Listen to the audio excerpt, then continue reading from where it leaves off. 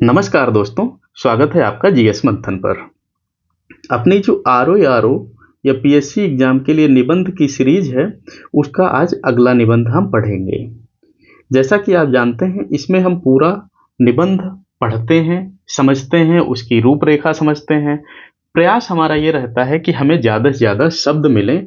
जब आप प्रैक्टिस करें या सही में निबंध लिखें, तो उस समय आपको वहाँ पर शब्दों की कमी ना हो, आपको विचार करने में ज़्यादा समय ना लगे और आपके लिए महत्वपूर्ण रहे।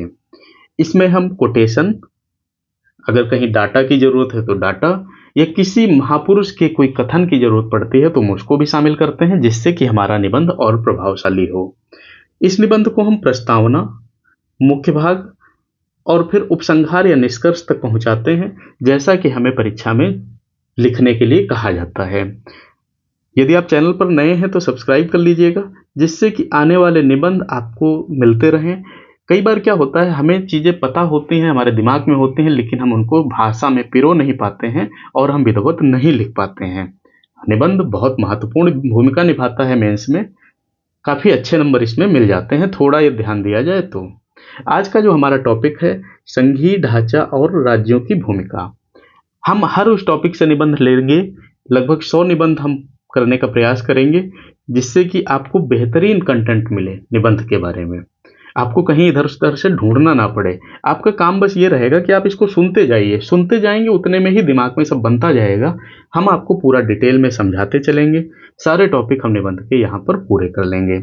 यूपी जीके के लिए भी हमने कुछ वीडियो दिए हैं, आपको चैनल पर मिल जाएंगे, आप उनको भी देख सकते हैं। हमारा प्रयास ये रहता है हम केवल वही टॉपिक उठाएं जो हमारी परीक्षाओं में आते हैं, जिससे कम समय में आप ज़्यादा कुछ सीख सकें।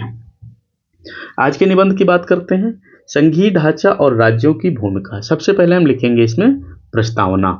प्रस्तावना क्या रहेगी? प्रस्तावना हमारा एक छोटा सा बैकग्राउंड रहेगा उस निबंध के बारे में।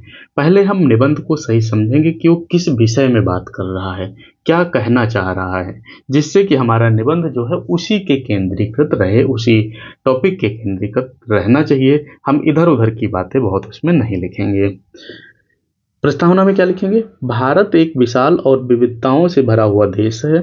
यहाँ विभिन्न भाषाएं, धर्म, संस्कृतियां, परंपराएं और सामाजिक संरचनाएं मौजूद हैं। इतनी विविधता वाले देश को एक सूत्र में बांधना आसान नहीं था, लेकिन भारतीय संविधान ने इसे संभव किया है। संविधान निर्माताओं ने यह महसूस किया कि भारत जैसे देश के लिए न तो पूर्ण केंद्रीकृत शासन उपयुक्त होगा और न ही पूर्ण विकेंद्रीकरण। इसी कारण उन्होंने एक संघीय ढांचा तैयार किया, जिसमें केंद्र और राज्य दोनों को अलग अलग अधिकार और जिम्मेदारियां दी गईं। ये तो हमने बात बता दिया कि जो हमारा ढांचा, संघीय ढांचा है, वो क्या है और कैसे बना है। अभी प्रस्तावना में ही हम लिखेंगे, संघीय ढांचे की सफलता पूरी तरह राज्यों की भूमिका पर निर्भर करती है। यदि राज्य अपनी जिम्मेदारियों को ईमानदारी से निभाएं और केंद्र के साथ सहयोग करें, तो लोकतंत्र और अधिक सशक्त होगा। ये हमारा प्रस्तावना का पार्ट पूरा होता है। अब हम आते हैं निबंध के मुख्य भाग में, लेकिन हम वहाँ पर मुख्य भाग हेडिंग नहीं डालेंगे, हम अपना निबंध ही शुरू कर देंगे। जैसे पहली हेडिंग हम डालेंगे, संघीय ढांचे का ऐतिहासिक परिप्रेक्ष्य, यानी भारत में संघीय ढांचे का विचार औपनिवेशिक काल में विकसित हुआ था। 1935 का शासन अधिनियम ने संघीय शासन की नींव रखी। इसमें केंद्र और प्रांतों के बीच शक्तियों का विभाजन किया गया। संविधान सभा में भी इस पर गहन बहस हुई। डॉक्टर भीमराव अंबेडकर, जवाहरलाल नेहरू और अन्य नेताओं का मानना था कि भारत में विविधता इतनी अधिक है कि संघीय व्यवस्था अनिवार्य है। संविधान के अनुच्छेद 1 में भारत को राज्यों का संघ कहा गया। यह स्पष्ट करता है कि भारतीय संघीयता की जड़ें ऐतिहासिक और राजनीतिक दोनों दृष्टियों से बहुत गहरी हैं। तो ये हमने थोड़ा इतिहास का टॉपिक उठा लिया। अब हम उठाते हैं इसकी विशेषताओं को। विशेषताओं को जब हम लेंगे तो बात करेंगे दोहरी सरकार की व्यवस्था। केंद्र और राज्य दोनों की अपनी अलग अलग सरकारें होती हैं। संविधान की सर्वोच्चता, न तो केंद्र और न ही राज्य संविधान से ऊपर है।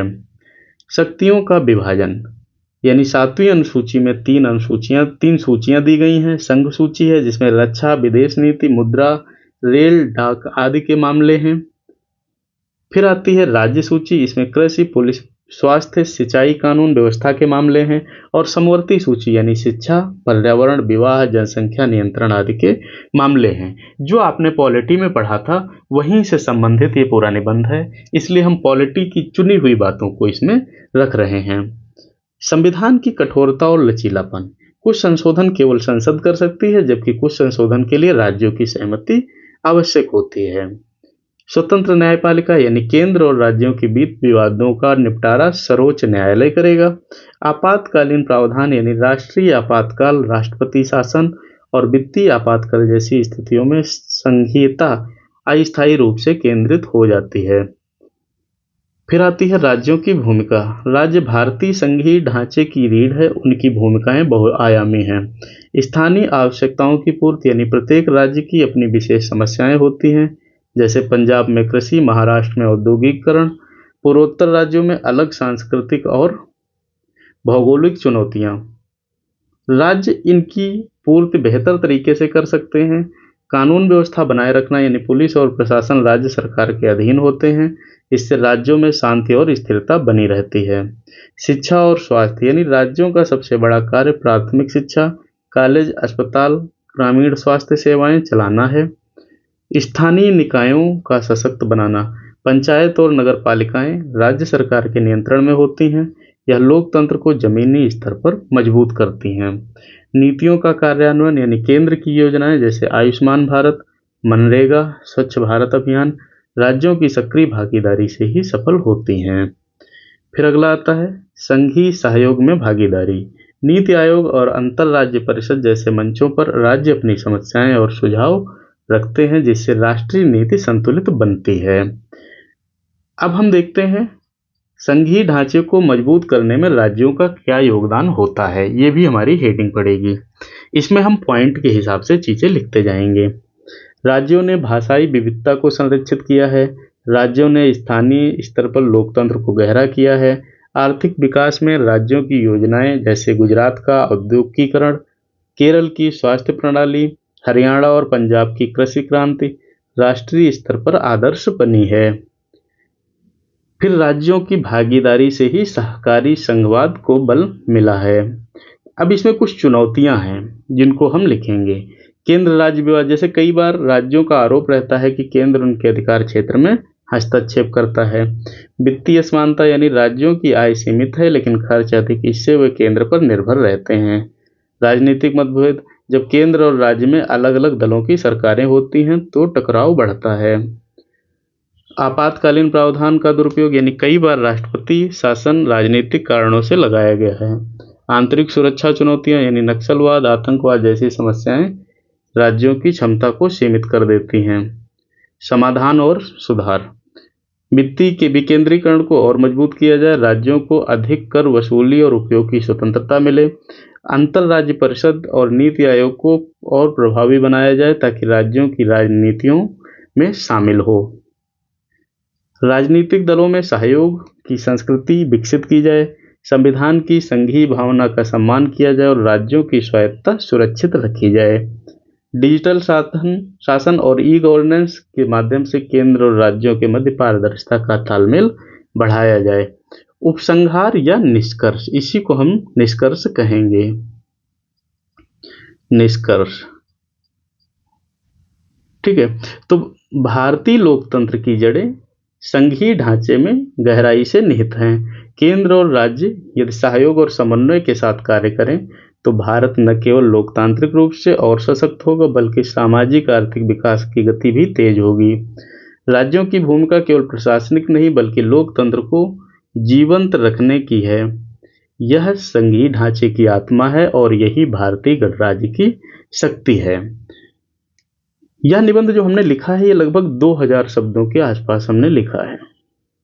अब एक बात बताइए, इसमें से 600 या 1000 शब्द आपको निकालने रहें तो क्या आप नहीं निकाल पाओगे? मुझसे बेहतर आप निबंध लिख लोगे, मुझे पूरी उम्मीद है। यदि वीडियो पसंद आए तो लाइक करिए, कमेंट करिए, शेयर करिए। चैनल पर नए हैं तो सब्सक्राइब करिए, जिससे पीएससी के जितने भी निबंध रहते हैं, ये जो भी आपके आवश्यक टॉपिक रहते हैं हम आपको बहुत आसान भाषा में यहीं पर याद कराने का प्रयास करेंगे, आसान भाषा में समझाने की कोशिश करेंगे। देखिए क्या होता है, निबंध आता तो सबको है, हम सबको आता है, लेकिन उसको सही दिशा में, सही समय में, समय की बहुत महत्ता होती है, और सीमित शब्दों में अपनी पूरी बात को कह पाना, ये एक बहुत बड़ी बात होती है। इसके लिए हमें बहुत ज़्यादा शब्दों की आवश्यकता रहती है। जब ज़्यादा शब्द होते हैं तो हम उनको अपने हिसाब से प्रयोग कर सकते हैं। यही सोचकर ये सीरीज चलाई गई है। मिलते हैं अगले निबंध में। धन्यवाद।